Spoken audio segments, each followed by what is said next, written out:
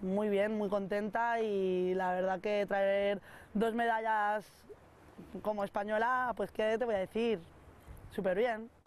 No s'esperava fer 2 podis, i menys quan va començar tota l'odissea. Quan ella i els seus companys de la selecció espanyola van aterrar al Perú, se'n van dur una sorpresa ben desagradable. En el momento que nos dijeron que nuestro material deportivo no había llegado, imagínate, casi nos morimos. No van poder entrenar-se ni provar el recorregut ni un sol dia abans del Mundial. Les planxes i els rems els van arribar el dia que començava la competició i, a més, molt prest al matí. Y desde donde era la carrera hasta el aeropuerto había 1 hora, por lo tanto era madrugar, 5 de la mañana, camino al aeropuerto. I en recollir-lo, una altra sorpresa. Mi material llegó un poco tocado y bueno, lo reparamos al momento y pudimos salir al final a competir. Luego ya para la siguiente carrera ya les metimos telas y reconstruimos un poco la tabla.